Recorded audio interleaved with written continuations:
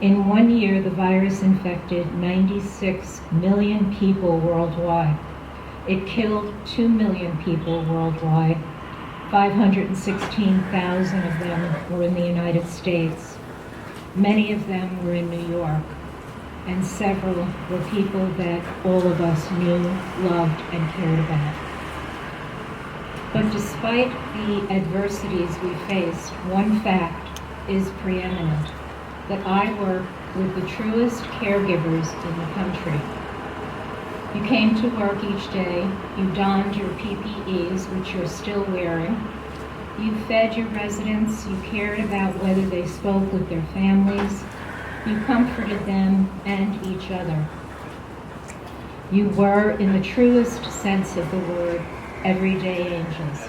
Through the care that was given for people who were hopelessly perhaps dying, there were many wonderful things that did occur. There was a joyous celebration of Dino's birthday that included a whole parade of friends and family and the fire department that he worked for that marched past his windows here at the nursing home. It was a day of joy amidst all of that heaviness and suffering.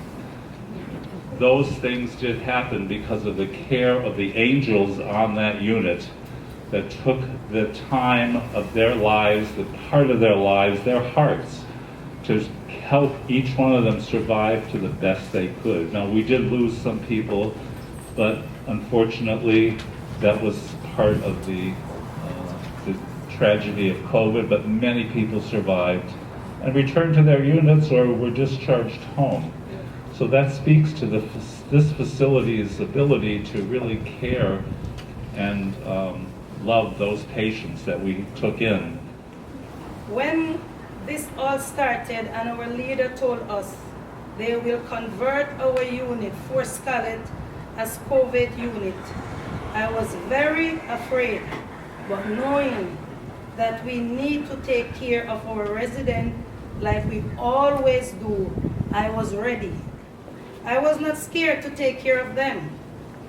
Our ADL was feeding them, showering them, shave them. Most of all, we talk to them and we hold their hands because their family could not be here. So we have to play that part, being the hero, being the supporter, being the friend, being the family member for them.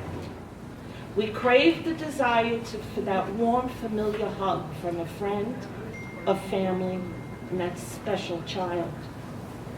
You just want to pull them into your arms, hug them, and say it's going to be fine. And then you just wonder, when and will it happen? We're coming upon spring, which brings us new life, a new renewal. We should now celebrate what was lost and embrace the new beginning. I think of them needing to stay in their room, not able to socialize with each other. I remember the fear that we all felt. I had to be strong for these residents. I need to encourage them that everything will be okay. When we closed our doors to visitors last March, our staff stepped in, assuming the role of not only caretaker, but also family member and friend. Yesterday, we finally reopened our doors. Residents were reunited with their families, some of whom they haven't seen in 365 days. Today feels different. Today we have hope. Today we have vaccines and our campus is finally reopening. We wouldn't be here today if it wasn't for the work that we did yesterday. And together we look forward to the future. Thank you. We need to share optimism. We know that the campus of United Hebrew will survive and to thrive because of our incredibly dedicated staff and our focused leadership. In the midst of the chaos of yesterday, we find peace in the faces of our coworkers. We whisper words of encouragement as we did yesterday, today, and for all of our tomorrows here. We are united. We can have 1 minute of our time to reflect and to say our own prayers.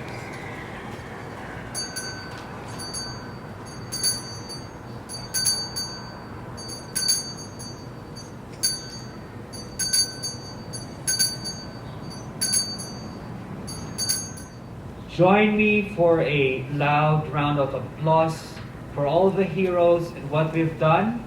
And together, we are stronger. I hope that when this is over, we all have a greater appreciation for each other and the time, effort, and energy, care, and love that goes into helping not just one resident, but a campus full of them.